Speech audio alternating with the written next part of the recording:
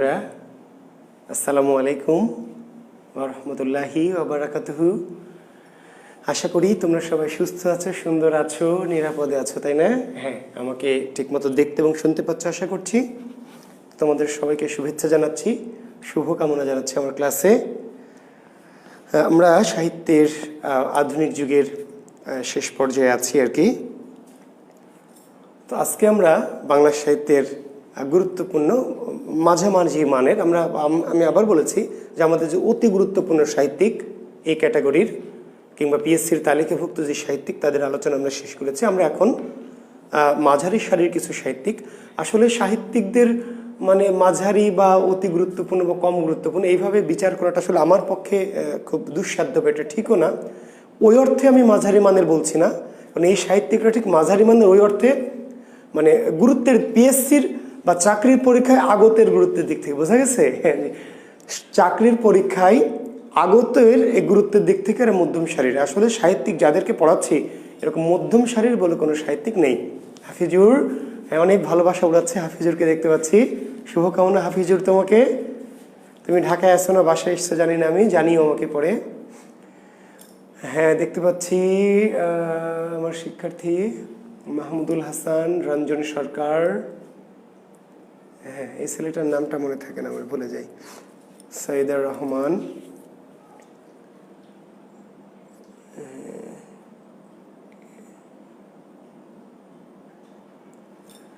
হ্যাঁ। তো ঠিক আছে, অনেক ভালোবাসা পাচ্ছি তোমাদের, শুধু ভালোবাসা উঠছে মোবাইল জুড়ে, ধন্যবাদ, কৃতজ্ঞতা, ভালোবাসা অনেক। হ্যাঁ, আচ্ছা, আমরা আজকে পড়াবো বাংলা সাহিত্যের 3 বন্দ্যোপাধ্যায়, মানিক বন্দ্যোপাধ্যায়, তারাশঙ্কর বন্দ্যোপাধ্যায়, বিভূতিভূষণ বন্দ্যোপাধ্যায়। ঠিক আছে, বাংলা সাহিত্যের 3 বন্দ্যোপাধ্যায়। হ্যাঁ, তুলি আহমেদ, ভালো আছি বাবা। প্রীতম বণিক, প্রণাম স্যার, প্রণাম। মুক্তা আকান, সালাম স্যার। ওয়ালাইকুম আসসালাম। হ্যাঁ, সবাইকে আমার সালাম থাকলো, তোমাদের সালামের উত্তর আমি নিলাম। ওয়ালাইকুম আসসালাম ওয়া রাহমাতুল্লাহ। হ্যাঁ স্যার, ঈদ মোবারক। হ্যাঁ, অন্তর রায়।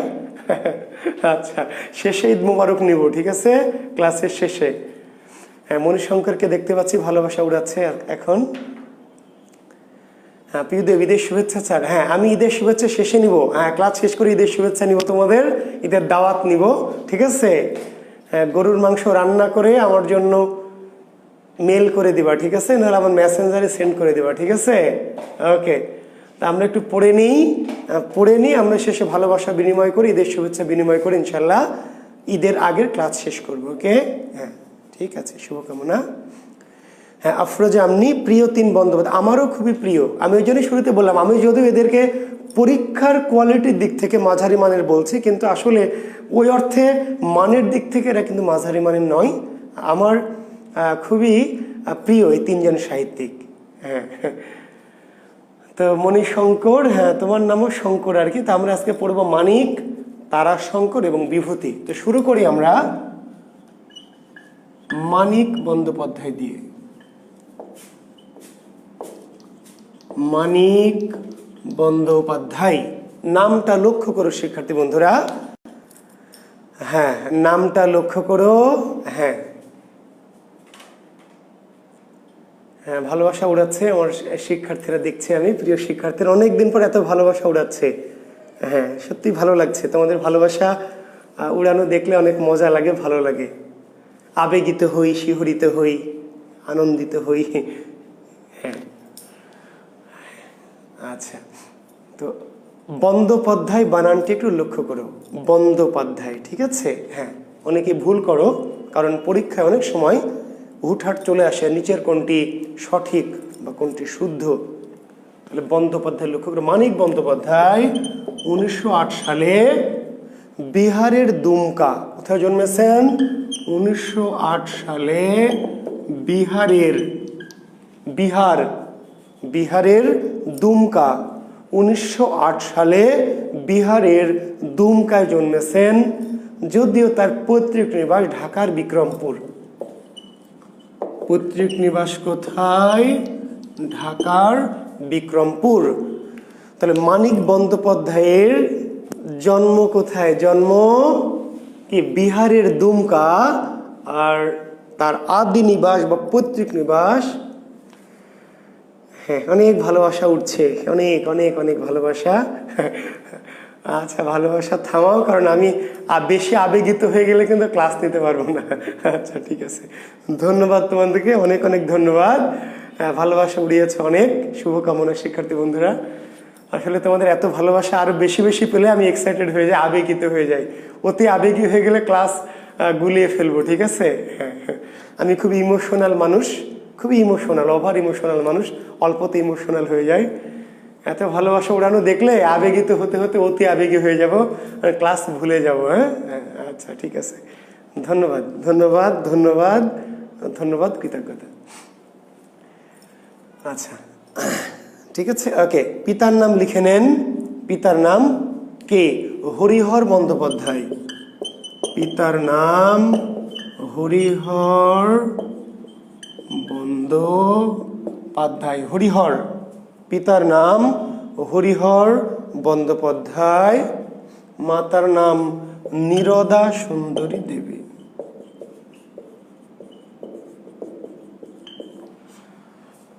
ঠিক আছে, তাহলে মানিক বন্দ্যোপাধ্যায়ের পিতার নাম কি? হ্যাঁ, নিব মতিউর রহমান বাবা, শেখ মুজিবুর রহমানের উপরে ক্লাস, একটা শেষে একটা ক্লাস আমি শেখ মুজিব সম্পর্কে বলবো। জি, চেষ্টা করব। হ্যাঁ, অনেকেই নক করছেন, তো বঙ্গবন্ধুকে নিয়ে তো একটা ক্লাস আসলে শেষ করা যাবে না, উনি নিজে একটা মহাকাব্য, রাজনীতির কবি বলা হয়। তো আমি চেষ্টা করব বঙ্গবন্ধু সম্পর্কিত যে ধরনের তথ্যগুলি তোমাদের পরীক্ষার জন্য দরকার আমি নিব ক্লাস। আমি তোমাদের তো বলেছি, তোমাদের চাওয়া পাওয়া পূরণ না হলে ক্লাস তো শেষ হবে না, মনে থাকবে? আমি 4টা ক্লাস বলে আর 5টা ক্লাস বলে যাই বলে, আমি আবার বলছি, তোমাদের চাওয়া যতক্ষণ থাকবে, তোমাদের চাওয়া যতক্ষণ থাকবে, হ্যাঁ, ক্লাস তোমাদের চাওয়া তৃপ্ত না করে ক্লাস থামবো না ইনশাল্লাহ। পিতা হরিহর বন্দ্যোপাধ্যায়, মাতা নীরদা সুন্দরী দেবী। ওকে। আর আসলে মানিক বন্দ্যোপাধ্যায় ভদ্রলোকের নাম না, মানিক বন্দ্যোপাধ্যায়ের প্রকৃত নাম প্রবোধ কুমার বন্দ্যোপাধ্যায়। নিশ্চয়ই তোমরা জানো অনেকেই। তাহলে মানিক বন্দ্যোপাধ্যায়ের প্রকৃত নাম কি?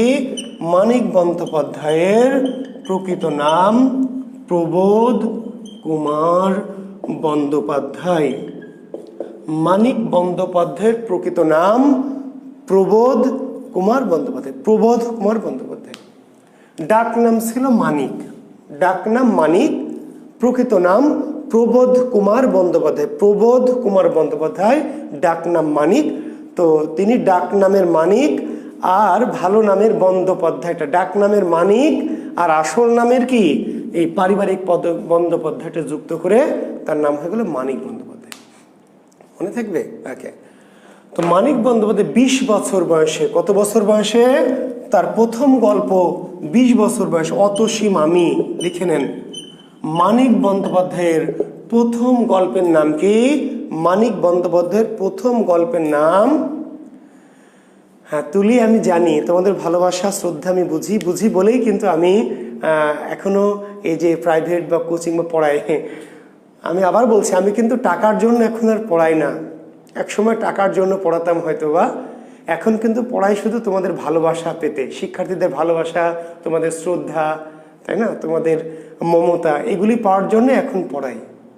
তাছাড়া এই বয়সে মানে এখন এই পড়া প্রাইভেট বা কোচিং বা ছাত্রদের পড়ানোর মতো মানসিকতা আমার আসলে নেই। আমি এখন একটু লেখালেখি করব, এখন একটু আমি আমার পরিবারের সাথে থাকব, আমার 2টি বাচ্চা আছে, নিজের কিছু কাজ করব, লেখালেখি, হ্যাঁ, ইত্যাদি ইত্যাদি, পড়াশোনা করব। তো এখন এই যে বললাম যে তোমাদের ভালোবাসা, তোমাদের আন্তরিকতা, মায়া, তোমাদের মমতা, শ্রদ্ধাবোধ, এইগুলির লোভেই কিন্তু আসলে আমি এখনো ক্লাস নেই, হ্যাঁ, পড়াই। সেই ভালোবাসাটা তোমাদের থাকলে আমি হয়তো ততদিনই পড়াবো। আচ্ছা, তাহলে অতসী মামি মানিক বন্দ্যোপাধ্যায় 1335 বঙ্গাব্দে, 1335 বঙ্গাব্দে প্রথম গল্প অতসী মামি, এবং বন্ধুদের সাথে বাজি ধরে কি করেছিলেন?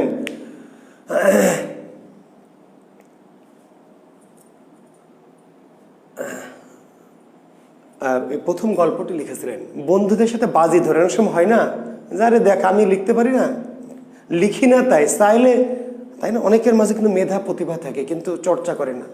তো মানিক বন্দ্যোপাধ্যায় বন্ধুদের সাথে বাজি ধরে প্রথম গল্প অতসী মামি লিখেছিলেন ২০ বছর বয়সে।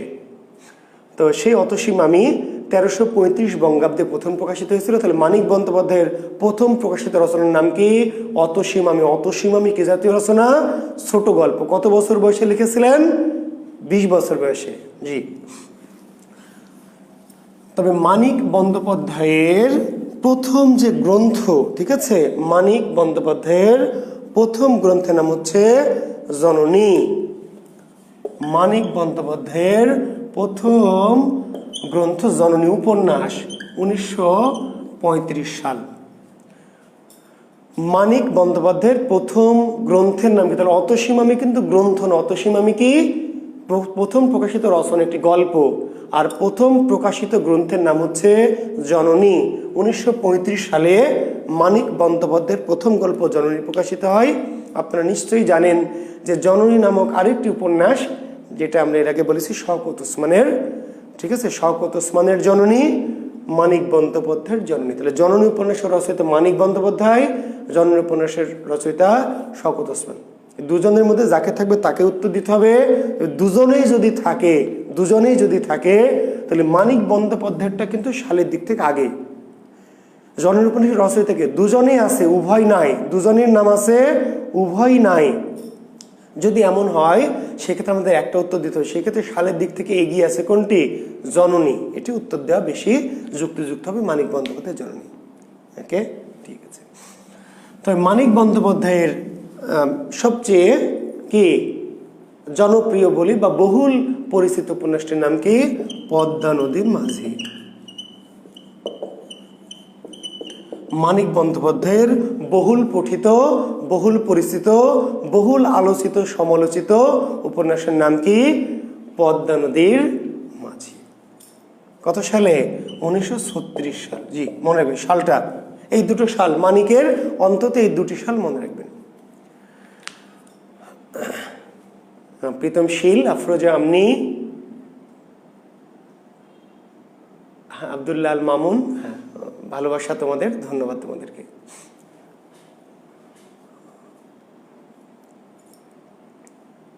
মানিক বন্দ্যোপাধ্যায়কে বলা হয় রিয়েলিস্টিক লেখক, বাস্তববাদী। মানিক বন্দ্যোপাধ্যায়কে বলা হয় কি? রিয়েলিস্টিক লেখক, বাস্তববাদী লেখক। বুঝতে পেরেছেন? জি, বাস্তববাদী, রোমান্টিক লেখক নন। মানিক রোমান্টিক লেখক নন। মানিক মূলত কি? রিয়েলিস্টিক, বাস্তববাদী লেখক। ওকে, জি। ১৯৩৬ সালে তার সবচেয়ে জনপ্রিয়, বহুল পঠিত, বহুল আলোচিত উপন্যাস পদ্মা নদীর মাঝি প্রকাশিত হয়। তো এই উপন্যাসটি নিজেরা নিশ্চয়ই পড়েছেন। এর চরিত্রগুলি অতি জরুরি। চরিত্র এবং কিছু ডায়লগ, সংলাপ আছে। চরিত্র নিশ্চয়ই মনে আছে। আমার কাহিনীটা আমি বলছি না, কারণ আপনারা সবাই জানেন, তাই না? কুবের, নায়কের নাম কি? কুবের, ব্যারিস্টার কুবের রয় নাকি? না, মানিকের গল্পের নায়ক কোনো ব্যারিস্টার নাই, গরিব, নিম্ন শ্রেণী। মানিক মূলত কি? নিম্ন শ্রেণীর মানুষের কবি। আর মণিশঙ্কর ঠিকই বলেছে, বাম, কমিউনিস্ট। জি, এই ধরনের জীবনবাদী লেখকরা, জীবনবাদী লেখক যারা, জীবন ঘনিষ্ঠ লেখক আমরা যাদেরকে বলি, তার বেশিরভাগই কি? বাম। জি, বলছেন ঈশ্বর থাকেন ওই ভদ্রপল্লীতে, এখানে তাকে খুঁজিয়া পাওয়া যাইবে না। এটা বামদের।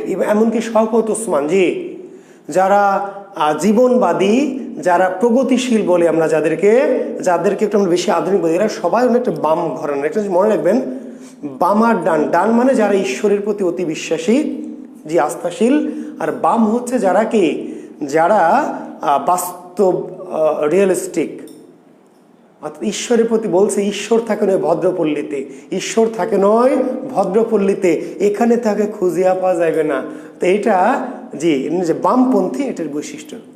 ঈশ্বর থাকে নয় ভদ্রপল্লীতে, বুঝাইলেন যে ঈশ্বর সব জায়গায় থাকে না। ঈশ্বর থাকে বড়লোকদের সাথে। লটারির টিকিট কাটলে গরিব আর বড়লোক, বড়লোক বেটা সে লটারির প্রথম পুরস্কার পায়, গরিব পায় না।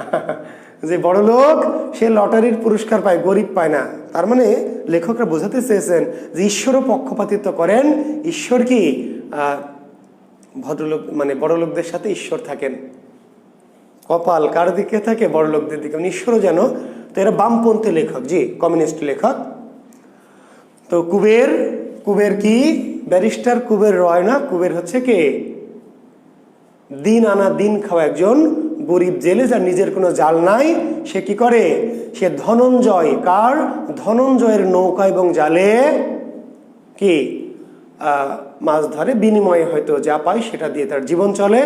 এবং গরিবের মধ্যে সে গরিব, ছোট লোকের মধ্যে আরো বেশি ছোট লোক।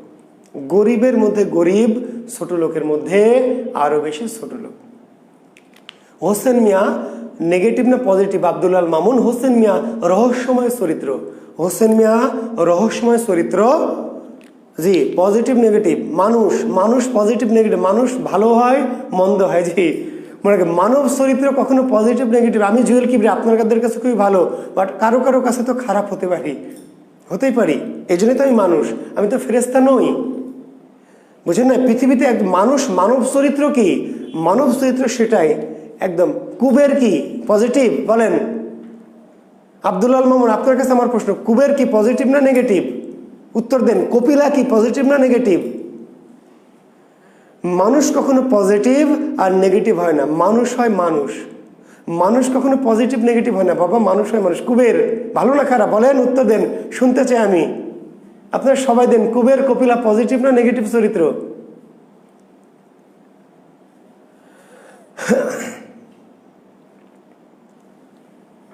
তাহলে জি, সাহিত্যের সেটি তো মানুষের চরিত্র। একদম ভালো তাহলে তো সে ফেরেশতা, একদম খারাপ তাহলে তো সে কি? শয়তান। মাহাদি হাসান পজিটিভ, কাকে বলেছে আমি জানি না।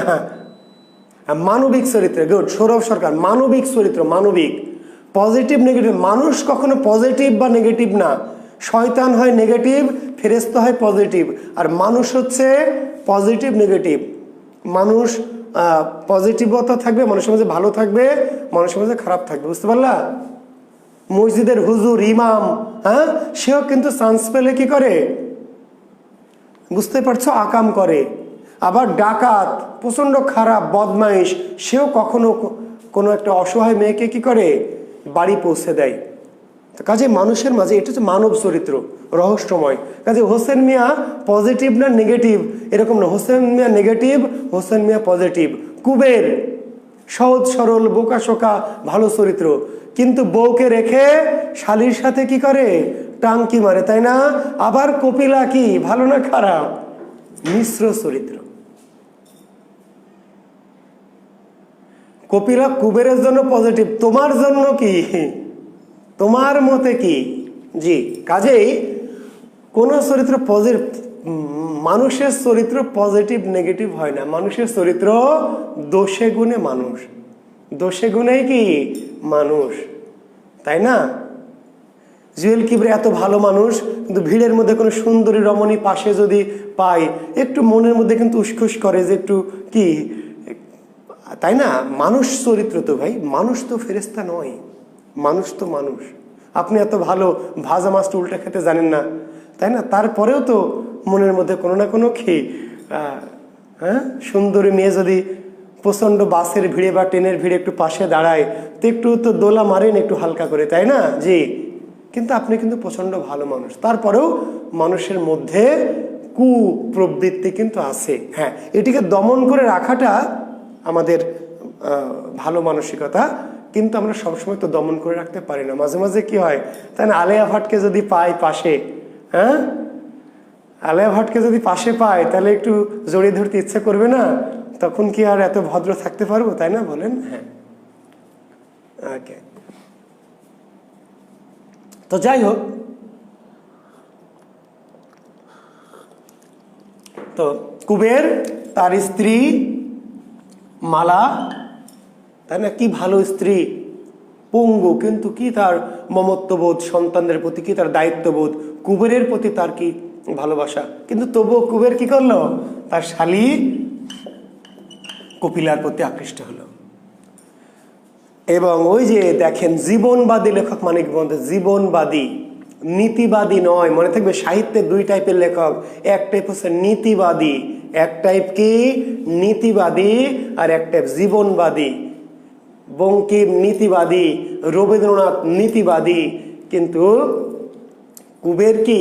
কুবের হচ্ছে জীবনবাদী। শেষে যখন কুবের ময়নাদ্বীপে যাচ্ছে, তাই না, কপিলা যখন বলছে আমারে নিবা মাঝি লগে, আমারে নিবা মাঝি, আমারে নিবা মাঝি লগে, কুবের কিন্তু কোনো উত্তর দেয়নি। কুবের কিন্তু কোনো উত্তর দেয়নি। দিয়েছে? উত্তর দিয়েছে লেখক মানিক বন্দ্যোপাধ্যায়। কি বলেছে? হ, চলু কপিলা, একা অতদূর পথ কুবের পাড়ি দিতে পারবে না, একা অতদূর পথ কুবের পাড়ি দিতে পারবে না।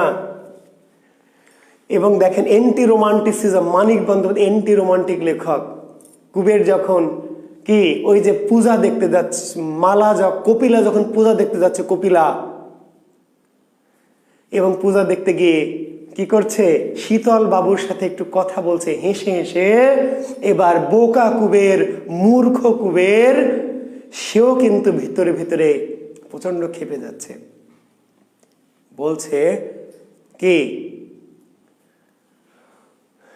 অয় কপিলা অয়, হ্যাঁ, শীতল বাবুর লাগে তোরা তো কথা কিসের কপিলা, অয় কপিলা। এবং কুবের রাগ করে চলে যাচ্ছে।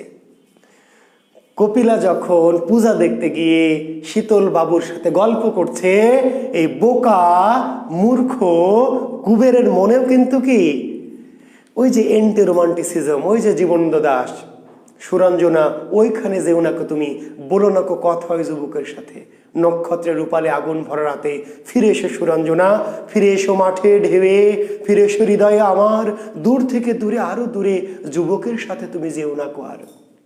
কি কথা তাহার সাথে তার সাথে, কি কথা তাহার সাথে তার সাথে, সুরঞ্জনা তোমার হৃদয় আজ ঘাস। কপিলা রাগ করে অভিমান করে চলে যাচ্ছে কুবের। এবার কপিলা যখন তার কাছে আসছে, বুঝতে পেরেছে, এবার কুবের রেগে গিয়ে বলছে, অয় কপিলা অয়, শীতল বাবুর লাগে তোর তো কথা কিসের, অয় কপিলা।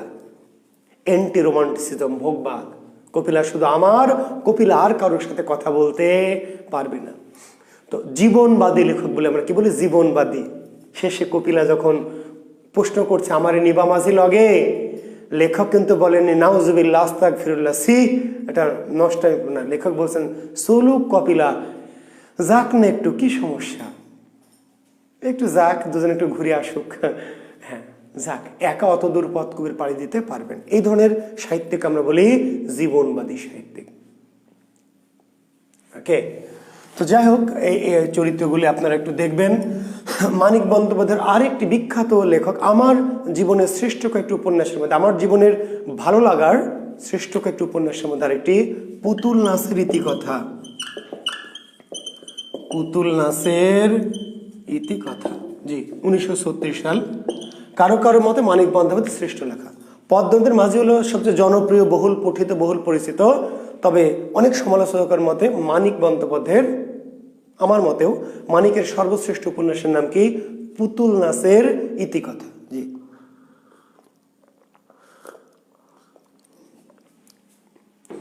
মণিশঙ্কর নামকরণের সার্থকতা হচ্ছে যে আমরা তো সবাই পুতুল, আমরা সবাই পুতুল বাবা, অনেক কিছু চাই কিন্তু পাই না। কারণ আমরা যা চাই, হ্যাঁ, আমি আলিয়াকে চাই, চাইলে কি হবে?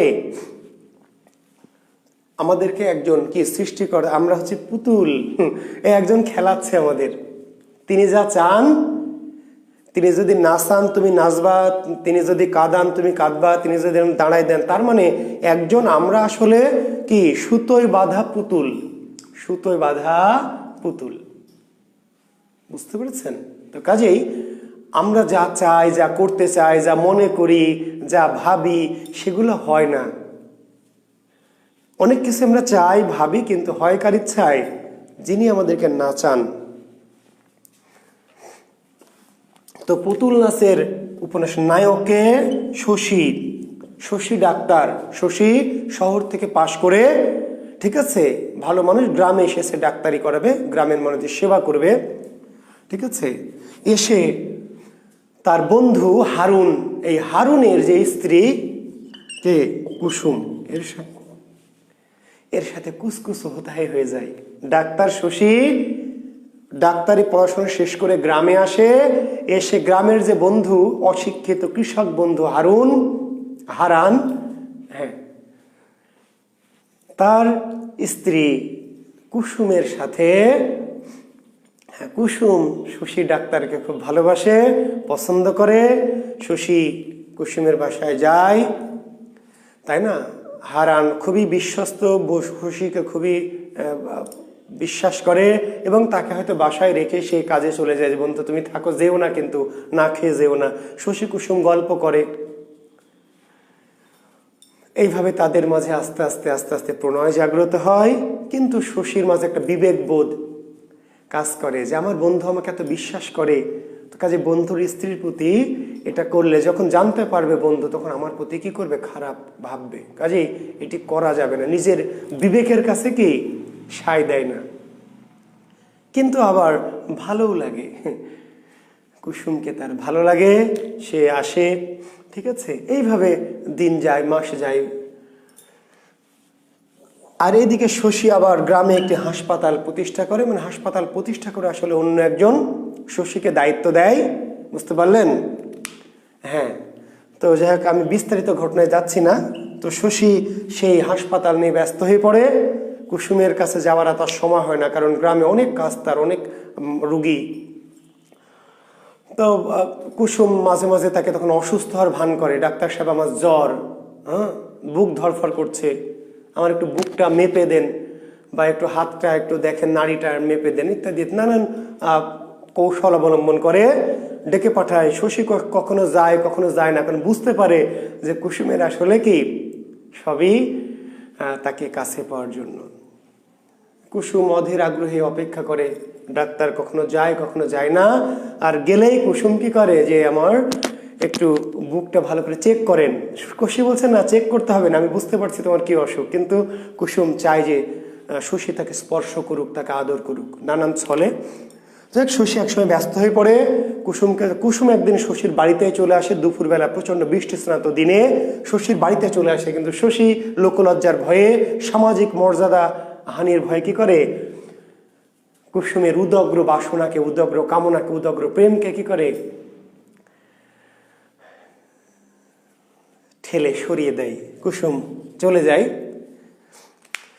এক সময় শশী আরো ব্যস্ত হয়ে পড়ে। এক সময় কিছুদিন পর তার মনে পড়ে যে কুসুম কেন তার খোঁজ নিচ্ছে না, তাকে ডাকছে না, কি ব্যাপার। এবার জানতে পারে যে কুসুম আর এই গ্রামে থাকবে না, কুসুম চলে যাবে এই গ্রাম ছেড়ে। কোথায় যাবে? কুসুমের বাড়িতে চলে যাবে। কুসুমের কি বাবার বাড়ি। কুসুমের বাবা কিন্তু অনেক বড় লোক। সে ঘটনাচক্রে তার বিয়ে হয়েছে গরিব হারানের সঙ্গে। এইবার শশীর আকাশ ভেঙে পড়ে। শশীর মনে হয় যে গ্রামের সবকিছুই শূন্য হয়ে গেল। যে গ্রামে কুসুম থাকবে না, কেমন করে থাকবে। এবার শশী কুসুমের কাছে যায়, কুসুমকে জিজ্ঞেস করে, তুমি নাকি এই গ্রাম ছেড়ে চলে যাবে? বলছে, হ্যাঁ চলে যাব। কেন থাকবো, কার জন্য থাকবো? যে তোমার সাথে আমার কথা আছে, তাল পুকুরে আসো। তাল পুকুর, একটা তাল পুকুর থাকে, যে সে তাল পুকুরে তারা যে প্রেম করতে থাকে। তো তাল পুকুরে আসো। কুসুম যেতে চায় না, বলে যে না, দোহাই লাগে, তুমি আসো। তাল পুকুরে যাই। তো বলে, শশী বলছে, কুসুম তুমি আমাকে ছেড়ে চলে যাবে, চলে যেতে পারবে? তুমি না আমাকে নিয়ে চলে যেতে চাইতে, চলো আমরা দুজন চলে যাই, যেদিকে দু চোখ যাই। কুসুম বলছে, ডাক্তার বাবু, লোহা যখন গরম থাকে, টকটকে গরম, তাকে যেদিকে ইচ্ছে সেদিকে বাঁকানো যায় চাইলেই, কিন্তু যখন ঠান্ডা হয়ে যায় আর হয় না। লোহা যখন টকটকে গরম থাকে, তখন তাকে যে কোনো দিকে বাঁকানো যায়, ঠান্ডা হয়ে গেলে আর সম্ভব না। এমন একটা সময় ছিল যে মুখের কথা নয়, যদি আপনি ইশারা করতেন, আমাকে যদি শুধু ইশারা করতেন, তাহলেই কি আমি চলে যেতাম। কিন্তু আজকে আমি টেনে নিয়ে গেলেও যাব না। আসলে কুসুমের প্রেমটা রোমান্টিক নয়, এন্টি রোমান্টিক। জি ফাহিম শাহরিয়ার, জি ফাহিম ফাইসাল, জি আমি তো বোঝালাম আপনাকে যে এই প্রেমগুলো রোমান্টিক নয়, এন্টি রোমান্টিক। মানিক বন্দ্যোপাধ্যায় তো রোমান্টিক লেখক না। তোমাকে পাই বা না পাই, 1000 বছর ভালো হবে, তুমি যাও, তুমি অন্যেরই হও, বা তোমাকে পাই বা না পাই, না হবে না। এই যে যখন কিছুদিন পাইনি, যখন প্রত্যাখ্যাত হয়েছে, জি দৈহিক কামনা বাসনা যখন বারবার প্রত্যাখ্যাত হয় তখন আর ভালোবাসা থাকে না। জি, তো শশী কুসুমে তখন কুসুম একসময় চলে যায়। শশী মনে করে গ্রামের থাকবে না, গ্রাম ছেড়ে চলে যাবে। যে গ্রামে কুসুম নেই সেই গ্রামে থেকে লাভ কি? কিন্তু যেতে পারে না কেন? ওই যে বললাম, চাইলে তো হয় না। গ্রামের মানুষের ভালোবাসা, বাবার অধিকার, মানুষের যে অসহায়ত্ব, এসব দেখে সে চলে যেতে চায়, সবকিছু আয়োজন করে, কিন্তু আর শেষ পর্যন্ত যাওয়া হয় না। বুঝতে পারছেন? মানুষ যা চায় সবকিছু সে করতে পারে না, পায় না। ঈশ্বর তাকে যেভাবে নিয়তি যাকে নির্ধারণ করে দিয়েছে সেভাবে তার জীবনের কি পথ পরিক্রমা। তো যাই হোক, আমরা কাহিনীতে আমি যেতে চাইনি, যে শুধু আপনাদেরকে মানিক বন্দ্যোপাধ্যায়ের সাহিত্যিক যে বোধ সেটা বোঝাতে চেয়েছি। এন্টি রোমান্টিক, দেহবাদ, দেহাত্মবাদ, জি, ভোগবাদী ভালোবাসা। বুঝতে পেরেছেন? এই যে কুবের কপিলা যে পালিয়ে গেল ময়নাদ্বীপে, ময়নাদ্বীপে কাজ কি বলেন তো? হোসেন মিয়ার ময়নাদ্বীপে কাজ কি জানেন? কাজ শুধু বাস্তা উৎপাদন করা।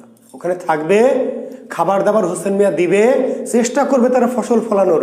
ময়নাদ্বীপ পড়েছেন? ময়নাদ্বীপের বন্যা। যে ময়নাদ্বীপ একটা রুক্ষ সমুদ্রের মাঝে, একটা গহীন সমুদ্রের মাঝে একটা রুক্ষ অনাবাদী দ্বীপ।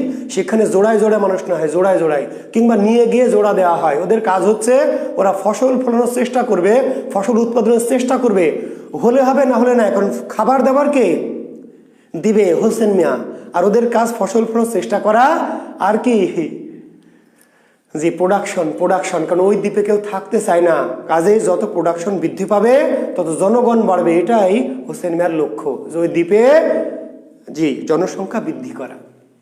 কাজে একটা রোমান্টিক প্রেম হলে জনসংখ্যা বৃদ্ধি পাবে না। জনসংখ্যা বৃদ্ধি পাইতে হলে কেমন প্রেম লাগবে? Anti romantic. তো এছাড়াও মানিক বন্দ্যোপাধ্যায় আরো কিছু উপন্যাস আছে, তাদের একটি নাম দিবা রাত্রির কাব্য। দিবারাত্রির কাব্য, জি, ইতিকথার পরের কথা। দিবারাত্রির কাব্য, ইতিকথার পরের কথা, শহরতলী। লিখে নেন, দিবারাত্রির কাব্য, ইতিকথার পরের কথা, শহরতলী, অহিংসা,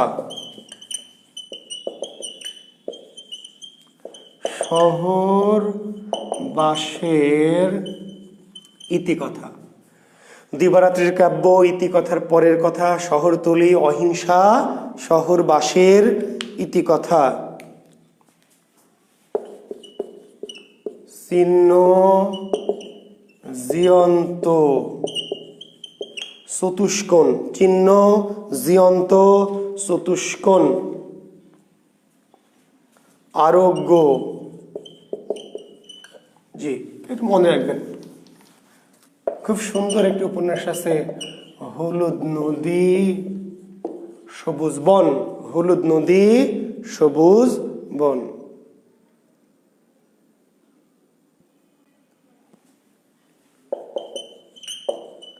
সোনার সে দামি স্বাধীনতা স্বাদ। জি, মোটামুটি, জি, আরো দু একটা ছোটখাটো থাকতেও পারে। মোটামুটি এগুলো হচ্ছে মানিক বন্দ্যোপাধ্যায় রচিত অন্যান্য উপন্যাস।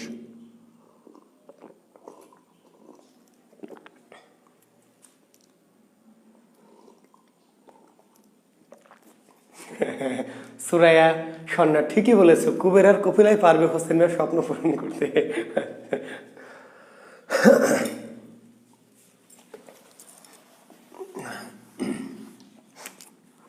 মানিক বন্দ্যোপাধ্যায়ের কিছু গল্প, বিখ্যাত কিছু গল্প, মানিক বন্দ্যোপাধ্যায়ের বিখ্যাত কিছু গল্প, সেটি একটু মনে রাখো। একটি গল্প, খুব বিখ্যাত একটি গল্প, প্রাগৈতিহাসিক। মানিক বন্দ্যোপাধ্যায়ের বিখ্যাত কিছু গল্প কিন্তু প্রাগৈতিহাসিক, তারপর অতসী মামি ও অন্যান্য গল্প। এটি অবশ্য প্রথম গল্প গ্রন্থ। জি, অতসী মামি অন্যান্য গল্প প্রথম গল্প। মানিক বন্দ্যোপাধ্যায়ের প্রথম গল্পের নাম কি? অতসী মামি ও অন্যান্য গল্প। ঠিক আছে, হ্যাঁ। অন্যান্য গল্পের মধ্যে বিখ্যাত কি? প্রাগৈতিহাসিক, সমুদ্রের স্বাদ, সমুদ্রের স্বাদ, আজকাল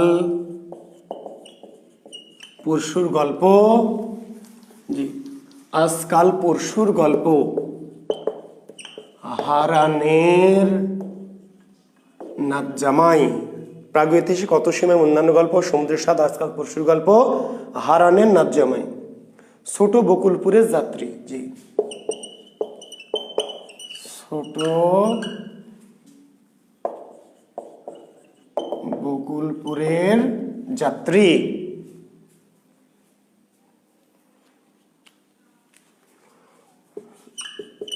মিহি ও মোটা পরিস্থিতি, জি।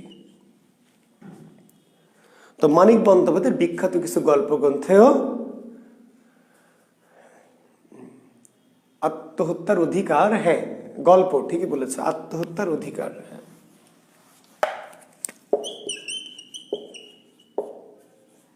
আত্মহত্যার অধিকার, বিশেষ করে তার ছোট বকুলপুরের যাত্রী খুব বিখ্যাত, ছোট বিখ্যাত সবচেয়ে বিখ্যাত দুটি গল্প মনে রাখবেন, প্রাগৈতিহাসিক, ঠিক আছে, ছোট বকুল, এবং প্রাগৈতিহাসিক যারা পড়েছেন জি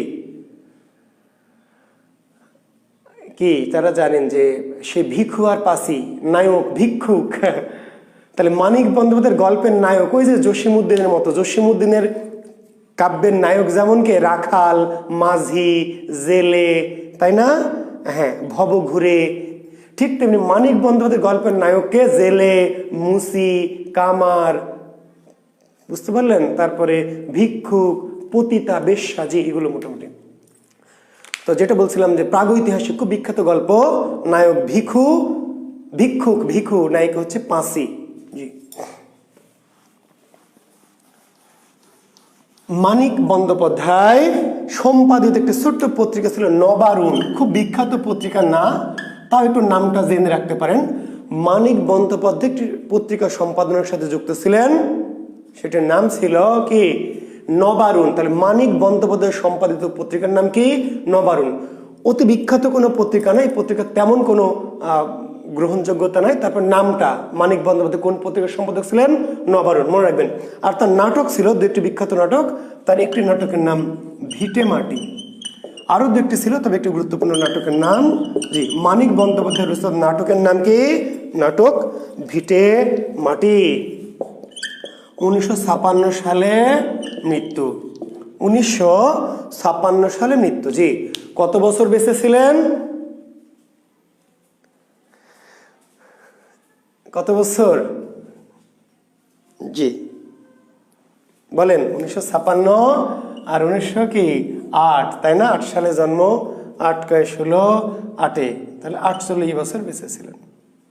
মানিক বন্দ্যোপাধ্যায়ের জীবনকাল 48 বছর, 1956 সালে মৃত্যুবরণ করেছেন, ওকে।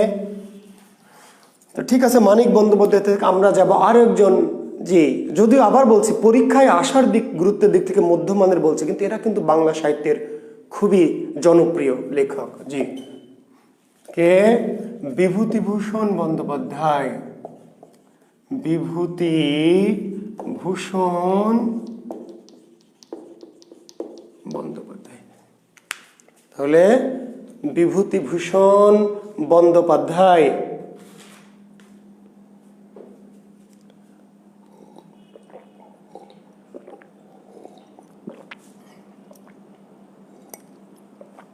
জন্ম কত সালে, 1894 সালে, 1894 সালে পশ্চিমবঙ্গের 24 পরগনা জেলার মুরারপুর গ্রামে, 1894 সালে পশ্চিমবঙ্গের 24 পরগনার মুরারিপুর মাতুলালয়ে, কোথায় জন্মেছেন, মাতুলালয়, জি।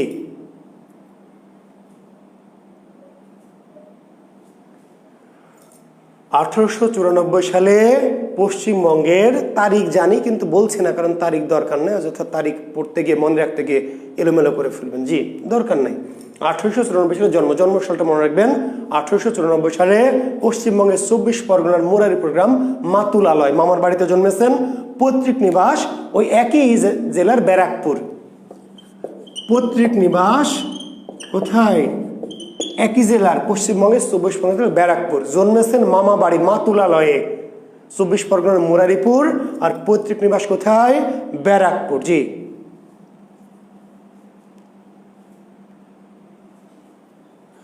পিতামাতার নাম জরুরি না, তারপরেও লিখে রাখতে পারেন মহানন্দ বন্দ্যোপাধ্যায়, মহানন্দ বন্দ্যোপাধ্যায়। আর মাতার নাম সারদা সুন্দরী দেবী, না সরি সারদা সুন্দরী দেবী না, সরি মৃণালিনী দেবী। দুঃখিত শিক্ষার্থী বন্ধুরা। রবীন্দ্রনাথের স্ত্রীর নাম। জি। বিভূতিভূষণ বন্দ্যোপাধ্যায়ের পিতা, আবার বলছি এসব লেখকদের পিতা মাতার নাম জরুরি না, তবুও একটু জানা রাখছি। পিতা মহানন্দ বন্দ্যোপাধ্যায়, মাতা মৃণালিনী দেবী, মৃণালিনী দেবী।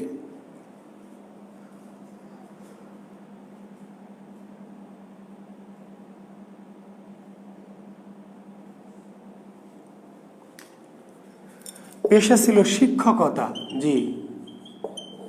বিভূতিভূষণ বন্দ্যোপাধ্যায় শিক্ষকতা করতেন, পেশা শিক্ষকতা জেনে রাখেন। জি। মাধ্যমিক স্কুলের শিক্ষক ছিলেন।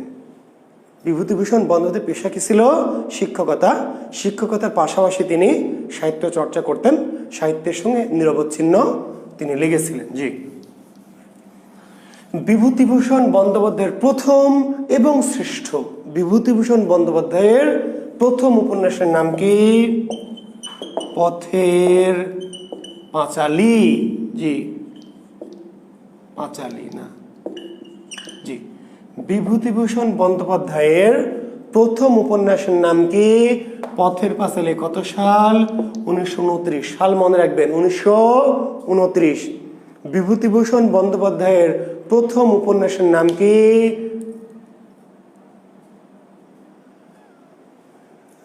পথের পাঁচালী। হাজারির রান্না খেতে মন চাই সোনা? ঠিক আছে। হ্যাঁ, এত চমৎকার বর্ণনা করেছেন, এত চমৎকার চিত্রকল্প বিভূতিভূষণের সাহিত্যে, এত চমৎকার বর্ণনা তিনি এমনভাবে করেছেন, সবকিছুই মনে হয় যেন কি চোখের সামনে দেখা যায়। জি। চিত্রকল্পাত্মক। বিভূতিভূষণের সাহিত্যের বৈশিষ্ট্য কি? চিত্রময়, চিত্রময়। জি। পথের পাঁচালী বিভূতিভূষণের প্রথম গ্রন্থ পথের পাঁচালী, শ্রেষ্ঠ গ্রন্থ পথের পাঁচালী। 1929 সাল দেখেন, বিখ্যাত পথের পাঁচালী 1929। শেষের কবিতা কত সাল? শেষের কবিতা 1929। বুঝতে পেরেছেন? নকশিকাঁথার মাঠ কত সাল? 1929। তাহলে বাংলা সাহিত্যের অতি বিখ্যাত কিছু লেখা। নকশিকাঁথার মাঠ 1929 সাল, শেষের কবিতা 1929 সাল, বাঘা বাঘা লেখাগুলি এই পথের পাঁচালী 1929। এবং এই পথের পাঁচালী উপন্যাস হাজার বছরের বাংলা সাহিত্যে, কোটি কোটি বাংলা সাহিত্যের মধ্যে একটি মাত্র সাহিত্য যেটা নিয়ে নির্মিত চলচ্চিত্র নোবেল পুরস্কার পেয়েছে। জি। অথচ আপনারা পড়েননি। এই যে বাংলা ভাষায় কোটি কোটি উপন্যাস, বাংলা ভাষায় এক দুইটা কোটি কোটি উপন্যাস, তার মধ্যে একটি উপন্যাসের কাহিনী নিয়ে নির্মিত চলচ্চিত্র নোবেল পুরস্কার পেয়েছে। নোবেল পুরস্কার তো না, অস্কার পুরস্কার। দেখছেন? হ্যাঁ, বয়স হয়ে গেছে না? জি, অস্কার। মণিশঙ্কর ঠিক বলেছে, অস্কার। তো সেটা আমরা পড়ি নাই। জি। তাহলে সত্যজিৎ রায়, হ্যাঁ বাবা ভুল করে ফেলেছেন, অস্কার। তাহলে চলচ্চিত্র করেছেন কে? সত্যজিৎ রায়। জি, সত্যজিৎ রায়। তাহলে পথের পাঁচালী চলচ্চিত্র করেছেন কি? সত্যজিৎ রায়। এবং এই সত্যজিৎ রায় বিভূতিভূষণ বন্দ্যোপাধ্যায়ের পথের পাঁচালী নির্মিত চলচ্চিত্র অস্কার পুরস্কার পেয়েছে। জি। কাজে এত বিখ্যাত কাহিনী, এত দারুণ কাহিনী। চরিত্র নিশ্চয় সবাই জানেন। কে? অপু, তাই না? আর দুর্গা। অপু আর দুর্গা। হ্যাঁ, অপু আর দুর্গা কি নায়ক নায়িকা? অপু কি নায়ক আর দুর্গা কি নায়িকা? না, ভাই বোন, আসলে ভাই বোন। অপু আর দুর্গা কি ভাই বোন, ঠিক আছে। যদিও দুর্গা কিন্তু দুর্গা মারা যায়, আপনারা জানেন। হ্যাঁ, দুর্গা কিন্তু খুব বেশি কাহিনীর খুব বেশি দূর আগায়নি, ঠিক আছে। হ্যাঁ হ্যাঁ, আনিসুর রহমান উপজীব্যটা বলছি। হ্যাঁ, ওকে। তাহলে অপু আর দুর্গা ভাই বোন। তো এই পথের পাঁচালী উপন্যাসের তিনটি কি পর্ব বলা হয়, তিনটি পর্ব। প্রথম পর্বের নাম হচ্ছে বল্লালী বালাই। প্রথম পর্বের নাম কি? বল্লালী বালাই। তারপরের পর্বের নাম হলো আম আটির ভেপু। তারপরে হচ্ছে বল্লালী বালাই, আম আটির ভেপু, অক্রুর সংবাদ। অক্রুর পথের পাঁচালী এই উপন্যাসটির তিনটি পর্বে বিভক্ত, তিনটি পর্ব। প্রথম পর্বটার নাম বল্লালী বালাই। বল্লালী বালাইয়ের মূল চরিত্র ইন্দির ঠাকুরন। ইন্দির ঠাকুরন পিসি,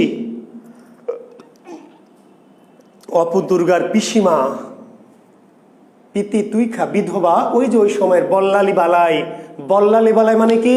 ওই যে বল্লাল সেন প্রবর্তিত বিধবাদের যে বিয়ে দেওয়া যাবে না, প্রবর্তককে, বিধবাদের বিয়ে হবে না, বিয়ে দেওয়া যাবে না। জি, তো এই যে অনেক বিধবা, সমাজে কত বিধবা এবং তাদেরকে অসহায়ত্ব, বল্লালী বালাইয়ের মধ্য দিয়ে ইন্দির ঠাকুরন নামক একজন অসহায় বিধবা নারীর যে অসহায়ত্ব, এটা ফুটে উঠেছে। পাশাপাশি অপুর কি জন্ম। তারপর আম আটির ভেপুর মধ্য দিয়ে অপু আর দুর্গার কি কৈশোর, আমাদের যে কৈশোরটা আমরা পেরিয়ে এসেছি। ঝড়ের দিন আম কুড়ানো, তাই না? ছোট ছোট আম কেটে কি করা, লবণ মরিচ মাখিয়ে খাওয়া, ঠিক আছে। তারপর ওই যে ওই এক ধরনের বাক্সের মধ্যে চোখ দিয়ে ছবি দেখতাম। এই যে দেখো আইসা গেল তাজমহল, আইসা গেল, তারপর এতে কি হলো, হ্যাঁ, কুতুব মিনার আইসা গেল, তারপর এতে কি হইলো, গ্রাম বাংলার ছবি এলো, তারপর এতে কি হইলো, লাড়ে লাপ্পা, তারপর এতে দেখা যাও। এই যে আমরা এই ছোট্ট একটা ঢোপের মধ্যে চোখ দিয়ে দিই, আমাদের শৈশব বায়োস্কোপ। আমাটির ভেপু কিংবা গ্রামে কটকটিওয়ালা, তাই না? কটকটি বিক্রি করতো, বিভিন্ন জিনিস বিক্রি করতো। আমরা একটা বোতল নিয়ে বা একটা কোনো কিছু নিয়ে কি করতাম, এগুলো কিনে খেতাম। এই যে আমাটির কি পথের পাঁচালী, অপু এবং দুর্গার শৈশব কৈশোর। আর অক্রুর সংবাদ হচ্ছে ওদের জীবনের যে বাস্তবতা।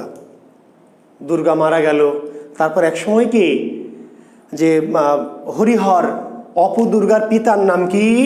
অপু দুর্গার পিতার নাম হরিহর, মাতার নাম কি? সর্বজয়া।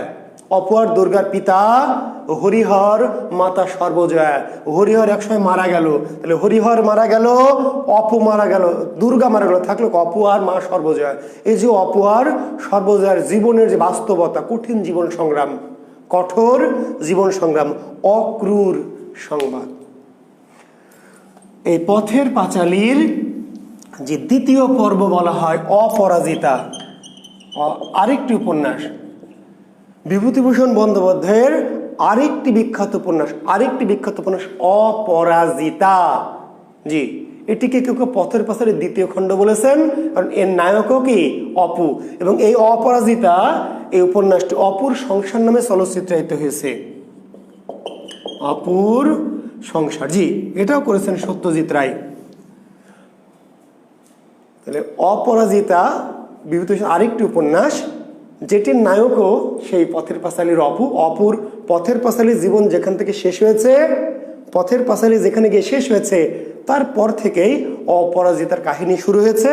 অপুর যে জীবন সংগ্রাম, অপুর যে তাই না, কিভাবে তার টিকে থাকা পারিবারিক সামাজিক জীবন, তো সেটি মূলত অপরাজিতা উপন্যাসের মধ্যে দিয়ে ফুটিয়ে তোলা হয়েছে। এটিকে সত্যজিৎ রায় চলচ্চিত্র নির্মাণ করেছেন কি নামে? অপুর সংসার নামে। ওকে, আচ্ছা। আর আরো একটি উপন্যাস আছে বিভূতিভূষণ বন্দ্যোপাধ্যায়ের, কি চাঁদের পাহাড়। আছে না? জি, চাঁদের পাহাড়। এটি নিয়েও চলচ্চিত্র নির্মিত হয়েছে, আপনারা জানেন। চাঁদের পাহাড়, জি, শঙ্কর নামক একজন ভারতীয় সাহসী যুবকের আফ্রিকা মহাদেশ জয়। চাঁদের পাহাড় দেখেছেন না? সিনেমা হয়েছে অতিশয়। জি, দেব দেব সেই সাহসী ভারতীয় বাঙালি যুবক দেব। জি, তো চাঁদের পাহাড় বিভূতিভূষণের আরেকটি উপন্যাস, যার নায়ককে শঙ্কর। শঙ্কর নামক একজন সাহসী ভারতীয়র আফ্রিকা মহাদেশ জয় করার একটি লোমহর্ষক কাহিনী চাঁদের পাহাড় উপন্যাস।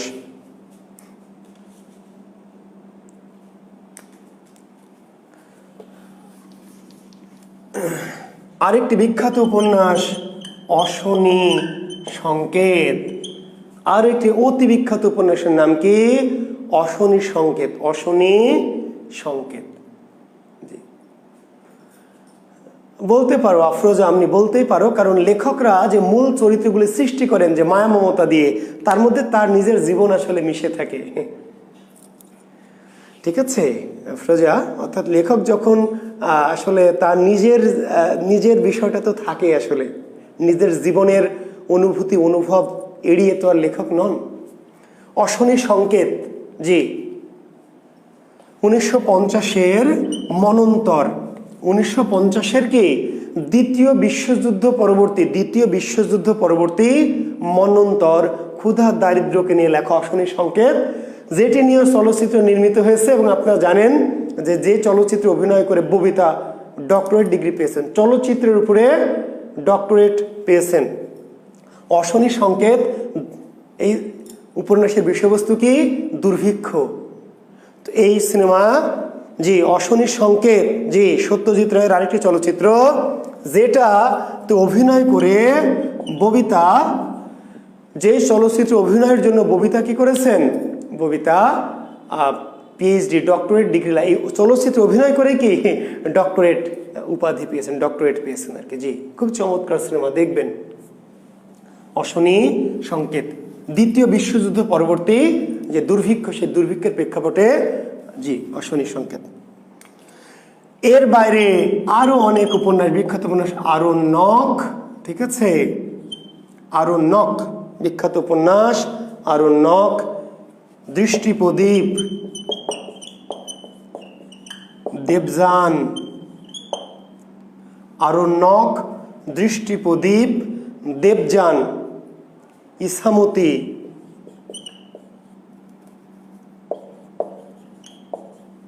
বিপিনের সংসার, বিপিনের সংসার, আদর্শ হিন্দু হোটেল। আদর্শ হিন্দু হোটেল উপন্যাস হয়ে, আসলে উপন্যাস না, অনেকটা আত্মজীব, মানে কি বলবো, ভ্রমণ কাহিনী টাইপ আর কি। জি, তাহলে অন্যান্য উপন্যাসের মধ্যে আরণ্যক, দৃষ্টিপ্রদীপ, দেবযান, ইছামতি, বিপিনের সংসার, আদর্শ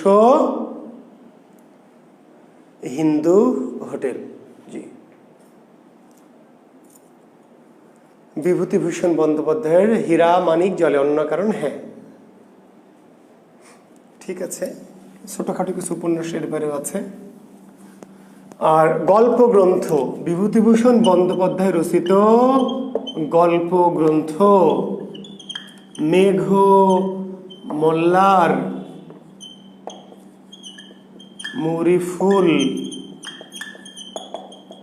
কিন্নর দল, যাত্রা বদল। মেঘমল্লার, মৌরিফুল, কিন্নর দল, যাত্রা বদল।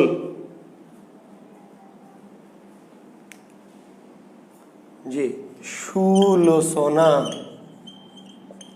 বিভূতিভূষণ বন্দ্যোপাধ্যায় রচিত গল্প গ্রন্থ, ছোট গল্প গ্রন্থ, মেঘমল্লার, মৌরিফুল, কিন্নর দল, যাত্রা বদল, সুলোচনা, দেবযান। বিভূতিভূষণ বন্দ্যোপাধ্যায় রচিত ছোট গল্প।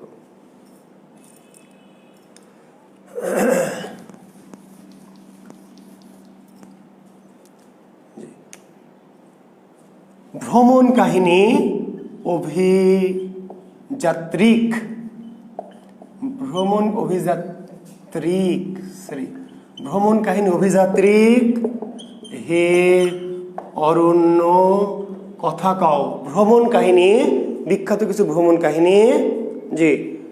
অভিযাত্রিক হে অরণ্য কথা কও বনে পাহাড়ে। বিভূতিভূষণ বন্দ্যোপাধ্যায়। অভিযাত্রিক কি জাতীয় রচনা? হে অরণ্য কথা, বিভূতিভূষণ বন্দ্যোপাধ্যায় রচিত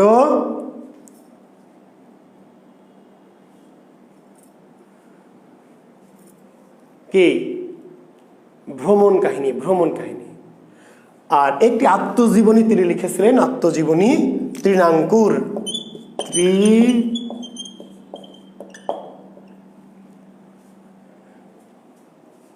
হ্যাঁ, তুমি ঠিকই বলেছ হাসান মাহমুদ। অনেক আলোচিত, আলোচিত সমালোচিত, শুধু আলোচিত না, আলোচিত বললে আবার আলোচিত সমালোচিত কেন? হ্যাঁ, ওই যে বললাম যে উপন্যাসটার মধ্যে নানান ধরনের ভেরিয়েশন আছে, তো অনেকে নানানভাবে এটাকে ব্যাখ্যা বিশ্লেষণ করেছেন। তো কাজেই আদর্শ হিন্দু হোস্টেল বিভূতিভূষণের বহু আলোচিত সমালোচিত উপন্যাস।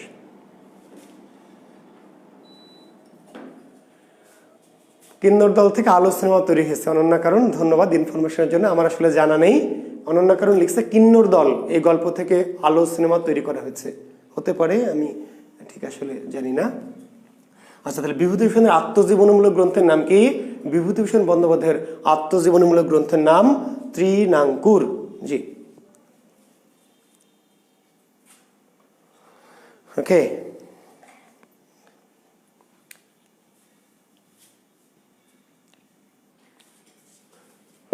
উনিশশো সালে, জি, বিহারের, আচ্ছা, 1950 সালে ঘাটশিলা, বিহারের ঘাটশিলা লিখে নিতে পারেন, মৃত্যুবরণ করেছেন। 1950 সালে বিহারের কি ঘাটশিলায় মৃত্যুবরণ করেছেন। আচ্ছা, একজন একটা প্রশ্ন করেছিল, আমি তখন উত্তরটা দেইনি, যে স্যার পথের পাঁচালী উপন্যাসের উপজীব্য বিষয় কি? আমার একজন শিক্ষার্থী যে পথের পাঁচালী এই উপন্যাসটির উপজীব্য বিষয়টা জানতে চেয়েছেন।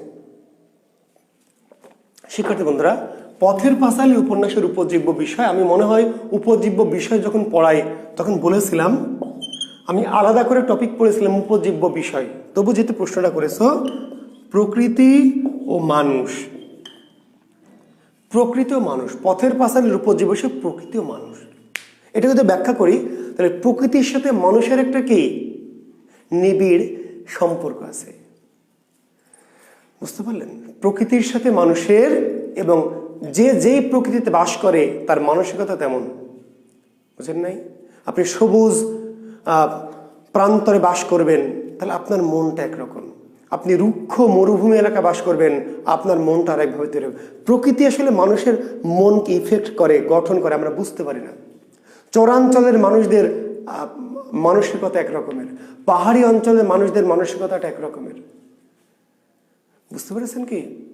মরুভূমি অঞ্চলের মানুষদের মানসিকতা একরকমের, সবুজ ঘাসে যারা বাস করে। আমি বলেছিলাম উপজীব্য বিষয়ে, এই যে আমরা প্রকৃতির সাথে বেড়ে উঠেছি, ছোটবেলায় নদী পেয়েছি, মাঠ পেয়েছি, বন জঙ্গল বন বাদার পেয়েছি, ঘুরে বেড়িয়েছি, ফলে আমাদের মনটা কিন্তু অনেকটা উদার কিছুটা। আপনারা কিছুটা পেয়েছেন, অল্প কিছু, কিন্তু আমার বাচ্চা, আপনার বাচ্চা সেটা পাচ্ছে না। ফলে এই যে বাচ্চারা সংকীর্ণ মনা হচ্ছে, এখনকার বাচ্চারা কি সংকীর্ণ মনা কেন? ছোট হৃদয় হচ্ছে, কারণ বড় উন্মুক্ত কোনো পরিবেশ পায়নি, মাঠ পায়নি, বন পায়নি, নদী পায়নি, জঙ্গল পায়নি, পাখি পায়নি। ও ছোটবেলা থেকে পাচ্ছে কি মোবাইল ফোন। ওর জগৎটা একটা 6 ইঞ্চি একটা স্ক্রিনের মধ্যে আবদ্ধ। একটা শিশুর জীবনটা শুধু আবদ্ধ হয়ে যাচ্ছে একটা 6 ইঞ্চি স্ক্রিনে, ফলে ওর জীবনটা কনজাস্টেড হয়ে যাচ্ছে। এই যে বাচ্চারা কেন নিষ্ঠুর হচ্ছে, এই যে কিশোর গ্যাং তৈরি হচ্ছে, এই যে বাচ্চাদের মানসিকতা কেন আত্মকেন্দ্রিক হয়ে যাচ্ছে, এই যে প্রজন্মগুলি কেন এইভাবে নষ্ট হয়ে যাচ্ছে, কারণ ওরা প্রকৃতির হৃদয়টাকে যে তৈরি করবে, অন্তর যে গঠিত হবে, সে গঠন হওয়ার যে উপাদান প্রকৃতি, সে প্রকৃতি তারা কখনোই কি পাচ্ছে না, বুঝতে পারলেন? তো এটি হচ্ছে যে প্রকৃতির সাথে মানুষের এই যে অপু কিংবা দুর্গার যে জীবন, যে প্রকৃতি, যে মাঠ, যে বন বাদার, যে তাই না খেলাধুলা, যে এই বিষয়টা মানুষের জীবনের উপর ইফেক্টিভ। খুবই জরুরি, খুবই জরুরি। জি, আমাদের বাচ্চারা সেটি পাচ্ছে না। তো প্রকৃতির সাথে মানুষের একটা নিবিড় সম্পর্ক আছে। জি,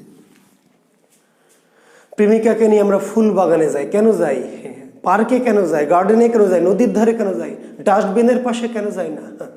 প্রেমিকাকে নিয়ে একটু ডাস্টবিনের পাশে বসবেন, যায় না কেন? ডাস্টবিনের পাশে গেলে কি হবে?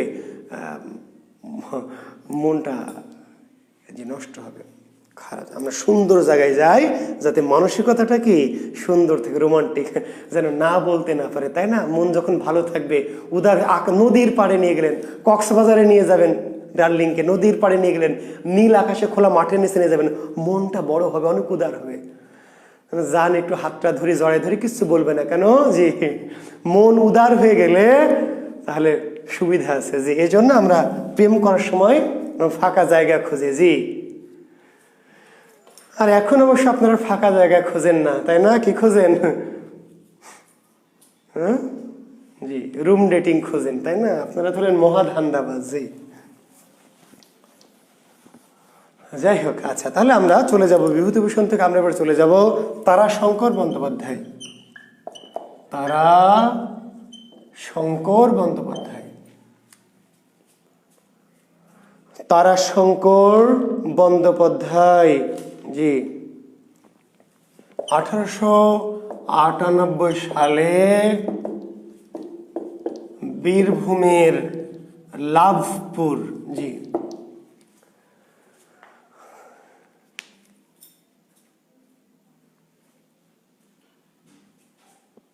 যে কি মণিশঙ্কর লিটনের ফ্ল্যাট, আমি বলতে চাচ্ছিলাম না, তুমি বলে দিলে আর কি। হ্যাঁ, লিটনের ফ্ল্যাট খুঁজি আমরা। জি, হ্যাঁ, তো যাই হোক, তারাশঙ্কর বন্দ্যোপাধ্যায়ের জন্ম 1898 সালে বীরভূমের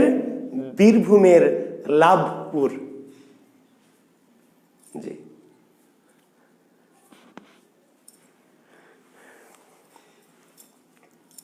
তারাশঙ্কর বন্দ্যোপাধ্যায়ের জন্ম 1898 সালে বীরভূমের লাভপুর। পিতার নাম হরিদাস বন্দ্যোপাধ্যায়। পিতার নাম কি? হরিদাস বন্দ্যোপাধ্যায়। মাতা হচ্ছে প্রভাবতী দেবী। পিতা মাতার নামগুলি জরুরি না শিক্ষার্থী বন্ধুরা, অতি জরুরি না, তারপরে আমার তথ্যটা জানানোর জন্য জানানো, বুঝা গেছে? এই সমস্ত লেখকদের পিতামাতার নাম আসলে আসবে না, এদের যে কীর্তিগুলি, কর্মগুলি, সেটি জরুরি। তবু একটু প্রাসঙ্গিকভাবে জানিয়ে রাখছি, পিতার নাম হরিদাস বন্দ্যোপাধ্যায়, মাতার নাম প্রভাবতী দেবী। তারাশঙ্কর একটি ছোট ছদ্মনাম ছিল হাবু শর্মা। জি, এটি খুব জরুরি কোনো ছদ্মনাম না। এই নামে তিনি তেমন একটা লেখেননি, দু একটি ছোটখাটো লেখা লিখতে গিয়ে তিনি হাবু শর্মা নাম নিয়েছিলেন। দু একটি ছোটখাটো লেখায় তিনি হাবু শর্মা নামে লিখতেন। তো যদি কখনো প্রশ্ন অনেক জটিল করে বা একটু আনকমন করতে চায়, তাহলে তারাশঙ্করের ছদ্মনাম কি? হাবু শর্মা, বা হাবু শর্মা কার ছদ্মনাম? তারাশঙ্কর। জি, হ্যাঁ, লাভপুর, শামিন সুলতানা লাভপুর, হ্যাঁ, ভালোবাসাপুর। তারাশঙ্করের জন্ম ভালোবাসাপুর। এবং এই তারাশঙ্কর আমার খুব প্রিয় লেখক। তার একটি উপন্যাস কবি, জি, ওই যে বললাম যে আমার জীবনের যে খুবই প্রিয় কিছু উপন্যাস, একটা হয়তো নির্দিষ্ট করে বলতে পারবো না, কিন্তু আমাকে যদি কিছু প্রিয় উপন্যাসের নাম বলতে বলা হয় যে স্যার আপনি কোন উপন্যাসগুলো ভালোবাসেন, তার মধ্যে আরেকটি হচ্ছে তারাশঙ্করের কবি। তারাশঙ্করের কি? কবি। 1944 সালে প্রকাশিত কবি উপন্যাস, যে আমার জীবনের খুবই একটি কি ভালো লাগার উপন্যাস।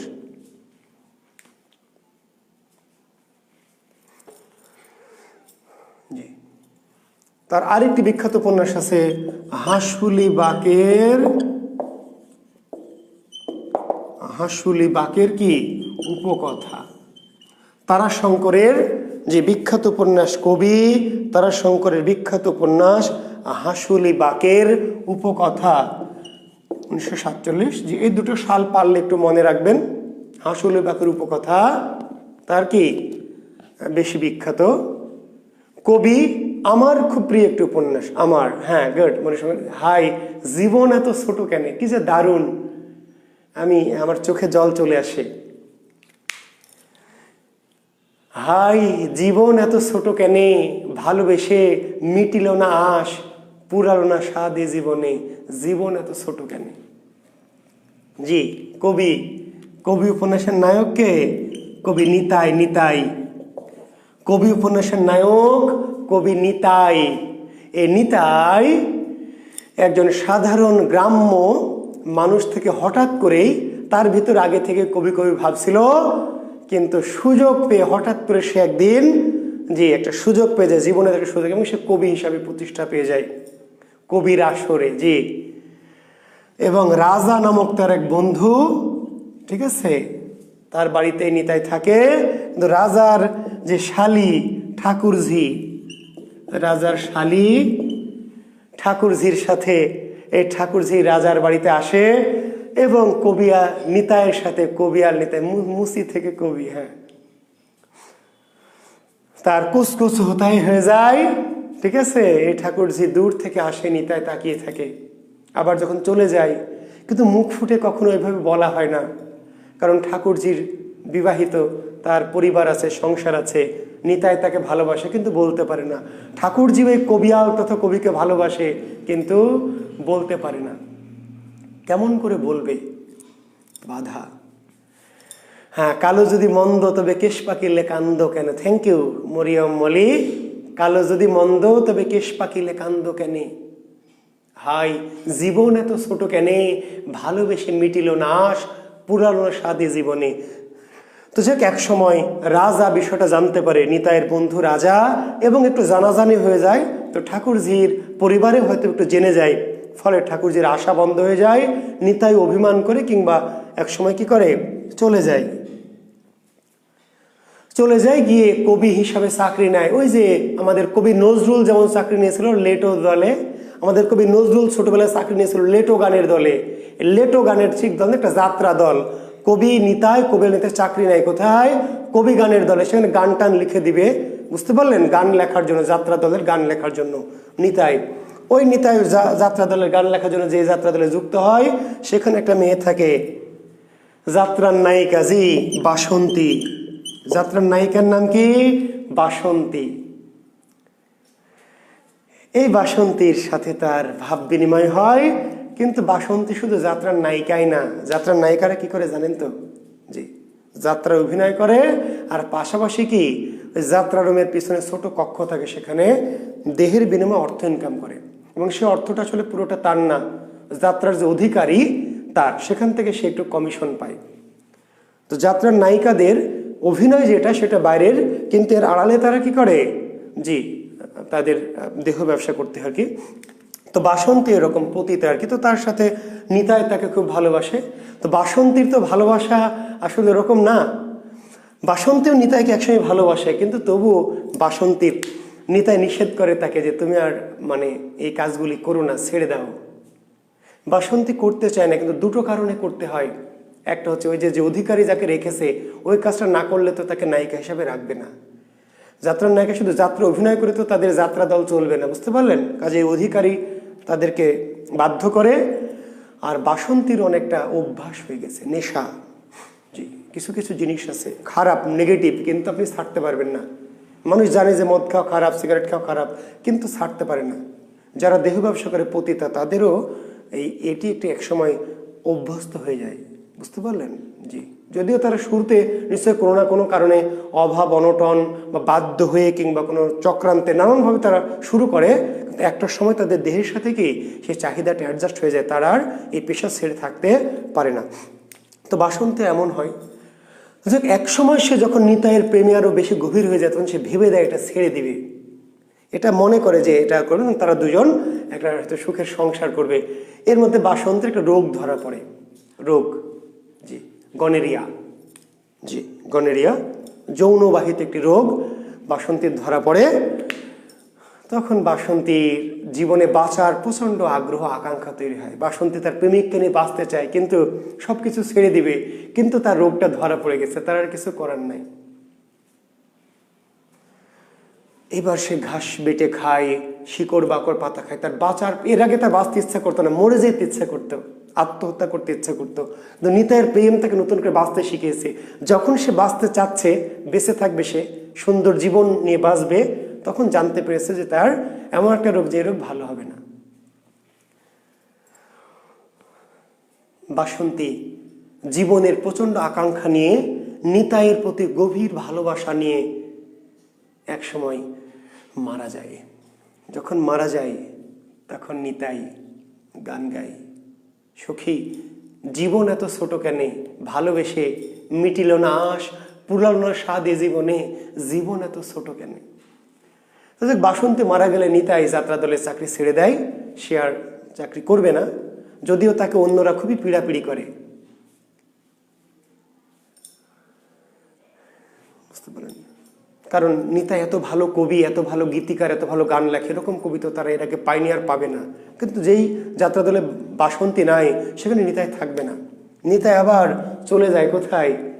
ওই যে তার ঠাকুরঝির কাছে। কিন্তু গিয়ে দেখে ঠাকুরঝিও কি নাই, পৃথিবীতে নাই, ঠাকুরঝি মরে গেছে। আপনারা হুমায়ুন আহমেদের একটা সিনেমা দেখবেন, হুমায়ুন আহমেদ ঔপন্যাসিক হিসাবে কিন্তু কম দামি। ঔপন্যাসিক হিসাবে হুমায়ুন আহমেদ কিন্তু সাহিত্যের মানদণ্ডে কম দামি, চলচ্চিত্রকার হিসাবে অতি দামি। তো হুমায়ুন আহমেদের চলে শ্রাবণ মেঘের দিন, হুমায়ুন আহমেদের শ্রাবণ মেঘের দিন দেখবেন, জি গীতিকার গাতক মতি মিয়া, জি তো বলছে তার গুরু নাকি বলে গেছে যে বিয়ে করা যাবে না।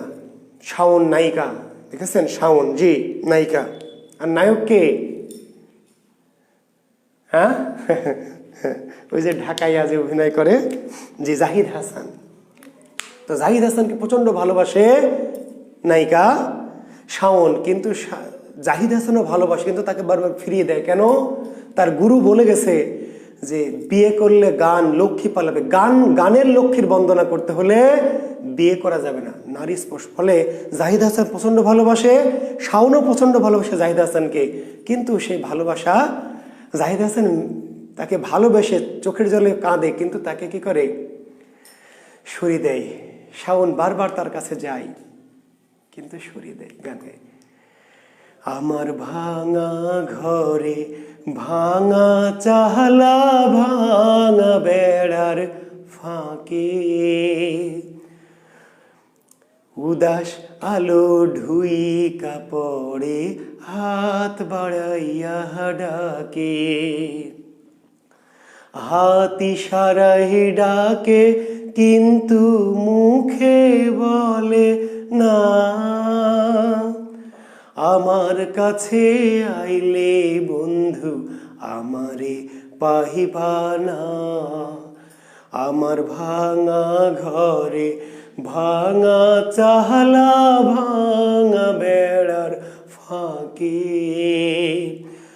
অবাক জ্যোৎস্না ঢুই কাপড়ে হাত বাড়াইয়া ডাকে, হাত ইশারায় ডাকে, কিন্তু মুখে বলে না। আমার কাছে আইলে বন্ধু আমারে পাহিবা না। এই যে গান, কি দারুণ! প্রচন্ড ভালোবাসে শাওন জাহিদ হাসানকে, জাহিদ হাসানও ভালোবাসে, কিন্তু কি জাহিদ হাসান বলছে যে ভালোবাসলে, সংসার করলে গায়কের জন্য সংসার না, গায়কের জন্য কি সংসার না। ঘর খুলিয়া বাহির হইয়া জ্যোৎস্না ধরতে যায়, হাত ভর্তি চাঁদের আলো ধরতে গেলে নাই।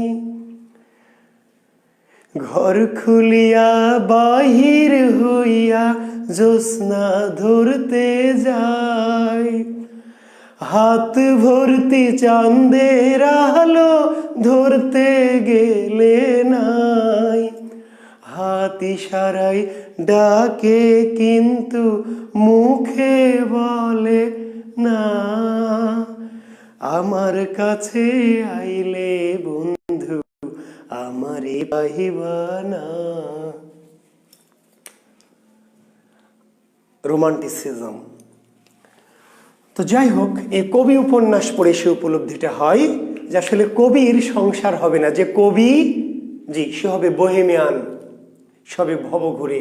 কাজে এই কবির সংসার হলো না, সে ঠাকুর থেকেও পেল না, বাসন থেকেও পেল না, কারণ কবির জন্য সংসার কি নয়, কবির জন্য সংসার নয়। বুঝতে পেরেছেন? তো যাই হোক, এই কবি উপন্যাস আমার জীবনের খুব প্রিয়, ভালো লাগার একটি উপন্যাসের মধ্যে অন্যতম। অনন্যা করেন কি সুন্দর গাইলেন স্যার, না খুব সুন্দর কিনা জানি না, ওই যে বললাম যে আমি যেটা ভালোবাসি, যেটা আমার ভালো লাগে সেটা আমি করি আর কি। ওকে, তো কবি, তারপরে বললাম যে তারাশঙ্করের খুবই বিখ্যাত উপন্যাস, খুবই বিখ্যাত জি কবি।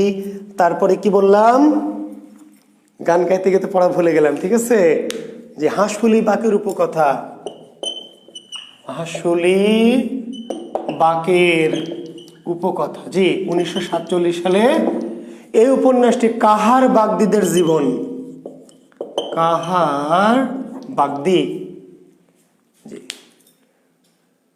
হ্যাঁ,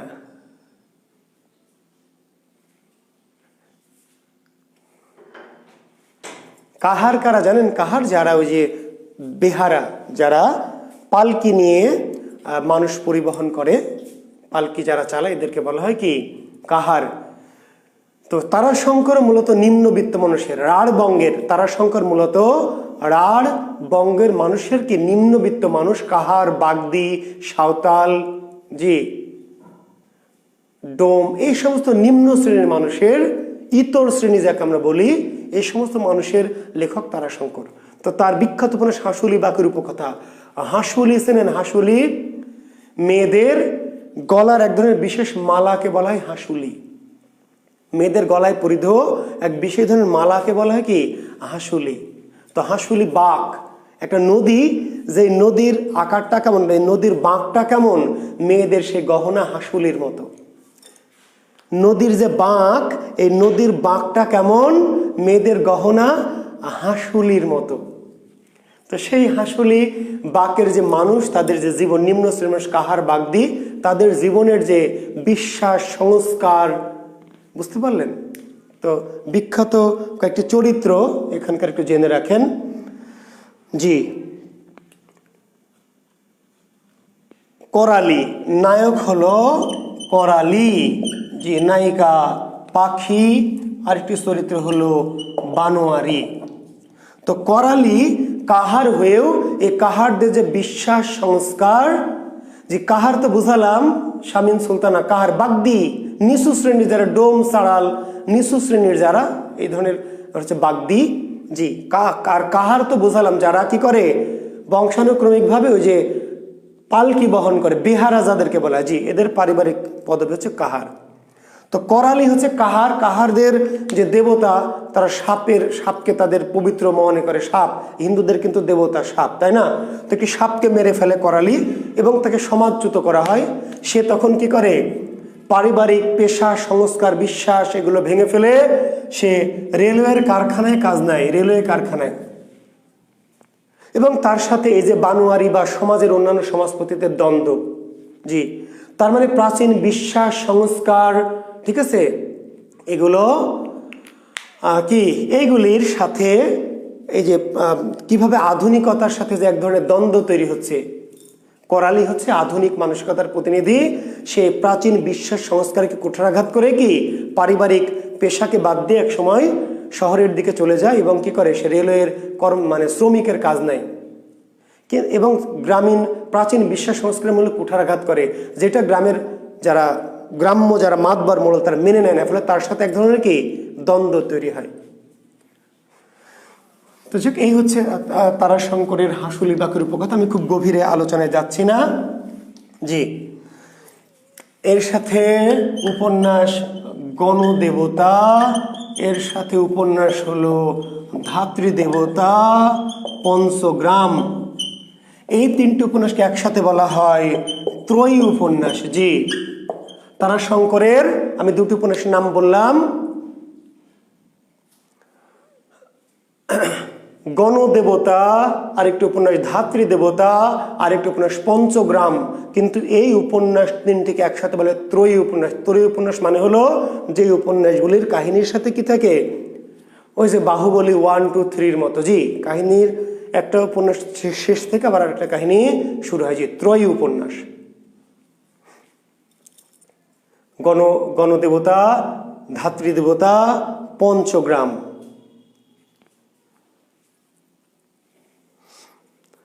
ঠিক আছে। জি, এর বাইরে উপন্যাস আছে একটি মুক্তিযুদ্ধ ভিত্তিক উপন্যাস, খুব বিখ্যাত একটি মুক্তিযুদ্ধ উপন্যাস দেখবেন, একটি কালো মেয়ের কথা। একটি কালো মেয়ের কথা। জি, তারাশঙ্কর বন্দ্যোপাধ্যায়ের মুক্তিযুদ্ধ ভিত্তিক উপন্যাস একটি কালো মেয়ের কথা। একটি কালো মেয়ের কথা। জি, নাজমা নামের একটা কালো মেয়ের, নাজমা নামের একটি কালো মেয়ের। জি, মুক্তিযুদ্ধের সময় তার জীবন, তার পরিণতি, তার ওই সময়ের যে কাহিনী। জি, নাজমা নামক একটি কালো মেয়ের, মুক্তিযুদ্ধকালীন নাজমা নামের একটি কালো মেয়ের যে জীবন সংগ্রাম বা মুক্তিযুদ্ধের সময় তার যে জীবনের নানা উত্থান পতন, সেগুলো নিয়ে একটি কালো মেয়ের কথা।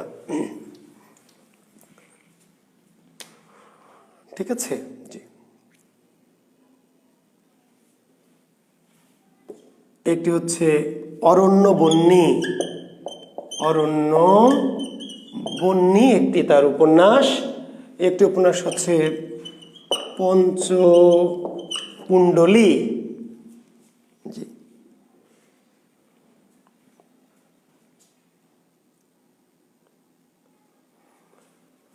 লিখেছেন। জি, পঞ্চকুণ্ডলী। এই মোটামুটি এগুলি তার বিখ্যাত। আপনার দরদ ভরা কণ্ঠে আরো একটা গান প্লিজ। গান আর শেষ করি, না হলে শেষ করি, মণিশঙ্কর শেষ করি, নাহলে পড়া শেষ হবে না। তাহলে মুক্তিযুদ্ধ ভিত্তিক উপন্যাস একটি কালো মেয়ের কথা, চরিত্রকে প্রধান চরিত্র নাজমা, নাজমা নামক একটি কালো মেয়ের জীবনী নিয়ে। এর পাশাপাশি অরণ্য বন্যী, পঞ্চকুণ্ডলী তার বিখ্যাত উপন্যাস। তারাশঙ্করের কিছু গল্প আছে, গল্পগুলির নাম জলসাঘর। তারাশঙ্করের একটা বিখ্যাত গল্পের নাম হচ্ছে, গল্প গ্রন্থের নাম হচ্ছে জলসাঘর। জি,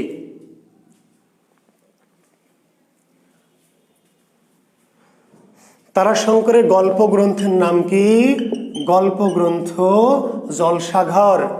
এই জলসাঘরের বিখ্যাত গল্প গ্রন্থের বেশ কিছু গল্পের একটি গল্পের নামে জলসাঘর, একটি গল্পের নাম হলো রায়বাড়ি, একটি গল্পের নাম হচ্ছে ডাক হরকরা, ডাক হরকরা, একটি গল্পের নাম মধু মাস্টার, একটি গল্পের নাম হলো, খুব বিখ্যাত কিছু গল্প। জলসাঘর হলো গল্প গ্রন্থ, আর এই গল্প গ্রন্থের বিখ্যাত গল্প, একটি গল্পের নামে জলসাঘর, রায়বাড়ি, ডাক হরকরা, মধু মাস্টার, তারিণী মাঝি।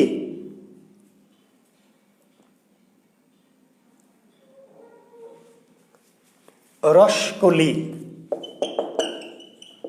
রসকলি, বেদেনি। জি, এগুলি কিন্তু গল্প গ্রন্থ না, এগুলি হচ্ছে গল্প, বুঝতে পারলে? এগুলো হচ্ছে গল্প। জি, জলসাঘর হচ্ছে গল্প গ্রন্থ, আর এই গল্প গ্রন্থের একটি গল্পের নাম জলসাঘর, পাশাপাশি আরো কিছু বিখ্যাত গল্প রায়বাড়ি, ডাক হরকরা, মধু মাস্টার, তারিণী মাঝি, রসকলি, বেদেনি। একটু মাথায় রাখবেন। জি, তো 1971 সালে মৃত্যুবরণ করেছেন, মারা গেছেন কত সালে? তারাশঙ্করের মৃত্যু কত সালে? 1971 সালে কলকাতায়। 1971 সালে, জি, কলকাতায় মারা যান। 1898 থেকে 1971। জি,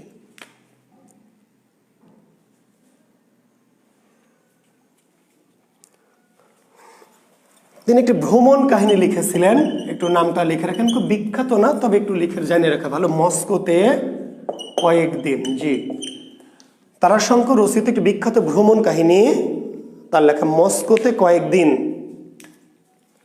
আর নাটক পথের ডাক দীপান্তর, পথের ডাক দীপান্তর, দুই পুরুষ।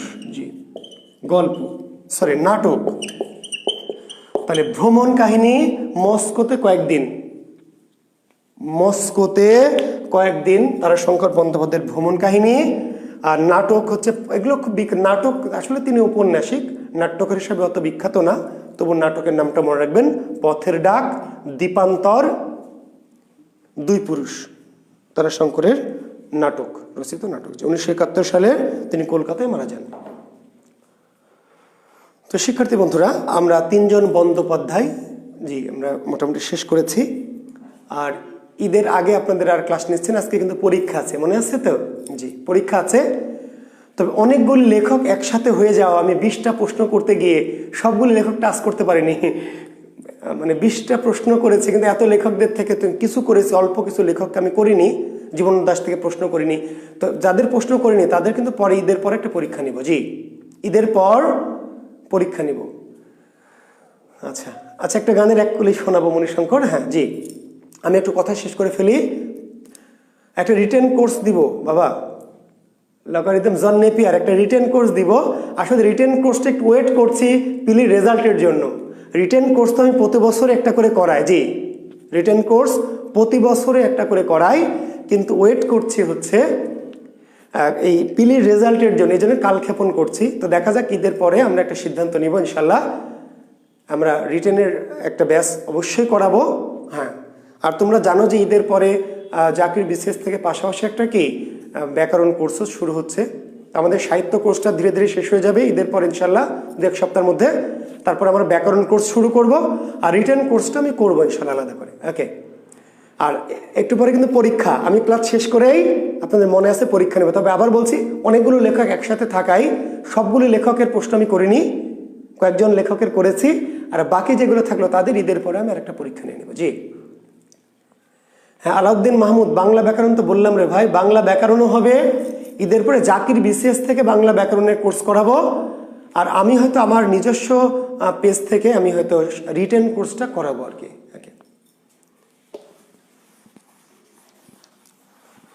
তো ক্লাস শেষ, তো ঈদের আগে একটু গান শুনতে চেয়েছো তোমরা, অনেকে রিকোয়েস্ট করছে। আমি তো না বলতে পারি না, তাই না? তোমরা জানো যে আমি না বলতে পারি না।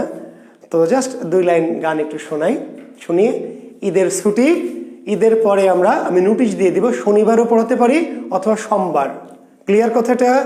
ঈদ বুধবারে, তো আমি ঈদের পরে শনিবারেও ক্লাস নিতে পারি, আর নাহলে সোমবার আমি আমার গ্রুপে অথবা তোমাদের এই গ্রুপে জানিয়ে দেবো। ওকে, ঠিক আছে? তো সবার শুভকামনা, শুভেচ্ছা। আমি গান করে শেষ করব। কি গান করি? শ্রাবণ মেঘের দিনেরই একটা গান, যেহেতু ওখানে আছি।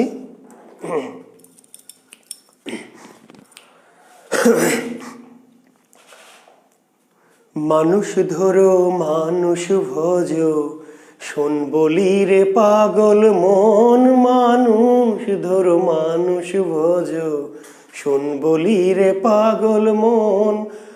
মানুষের ভিতরে মানুষ করিতেছে বিরাজন। মানুষের ভিতরে মানুষ করিতেছে বিরাজন। মানুষ ধরো মানুষ ভজো, শোন বলি রে পাগল মন। মানুষ ধরো মানুষ ভজো, শোন বলি রে পাগল মন।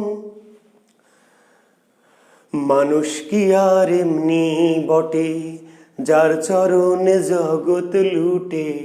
এই না পঞ্চভূতের ঘটে, খেলিতেছে নিরঞ্জন। মানুষ কি আর এমনি বটে, যার চরণে জগৎ লুটে। এই না পঞ্চভূতের ঘটে, খেলিতেছে নিরঞ্জন। 14 তালার উপরে দালান, তার ভিতরে ফুলের বাগান। 14 তালার উপরে দালান, তার ভিতরে ফুলের বাগান।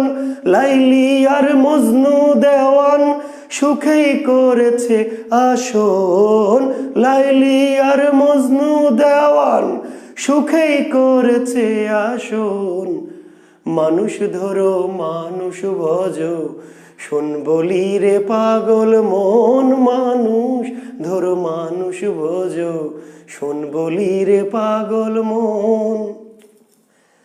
তালাশে তালাশ মেলে তালাশ কর রং মহলে, উঠিয়া হাবলঙ্গের কুলে চেয়ে থাকো সর্বক্ষণ। তালাশে তালাশ মেলে তালাশ কর রং মহলে, উঠিয়া হাবলঙ্গের কুলে চেয়ে থাকো সর্বক্ষণ।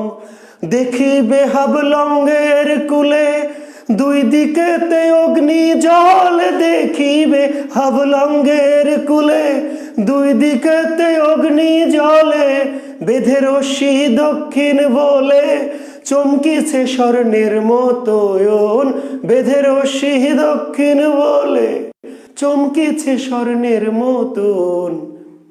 মানুষ ধরো মানুষ ভোজো, শোন বলি রে পাগল মন মানুষ ধরো মানুষ ভোজো, শোন বলি রে পাগল মন। মানুষের ভিতরে মানুষ করিতেছে বিরাজন, মানুষের ভিতরে মানুষ করিতেছে বিরাজন। মানুষ ধরো মানুষ ভোজো, শোন বলি রে পাগল মন মানুষ ধরো মানুষ ভোজো, শোন বলি রে পাগল মন। ধন্যবাদ। আসলে দেখেন একটানা ক্লাস নিচ্ছি, কতক্ষণ আপনাদের ক্লাসটা নিচ্ছি 1.5 ঘন্টা। আপনাদের আগে আরো একটা 1.5 ঘন্টা ক্লাস নিয়েছি। আপনারা জানেন যে 7:30 থেকে আমার আরো একটা ব্যাচ, জি 7:30 থেকে একটা ব্যাচ নিয়েছি 9টা সোয়া 9টা পর্যন্ত। মাঝখানে 15 মিনিট ছোট্ট একটা ব্রেক দিয়েছে, একটু নাস্তা করেছে, আবার আপনাদের পড়াচ্ছি। তো আসলে একটা না এতক্ষণ পড়ালে দম পায় না, তাই না? বয়সও হয়ে গেছে, সবই তো বোঝেন যে আর তো আপনাদের মতো, তাই না, 20-21 বছর নাই। হ্যাঁ জি, তারপরে অনুরোধ করলে যেহেতু না করতে পারি না, শোনালাম। ভালো থাকবেন, ভালো রাখবেন সবাইকে, সাবধানে থাকবেন, সুস্থ থাকবেন। ঠিক আছে? সবার জন্য অগ্রিম কি ঈদ মোবারক, শুভকামনা। আল্লাহ হাফেজ, শুভরাত্রি।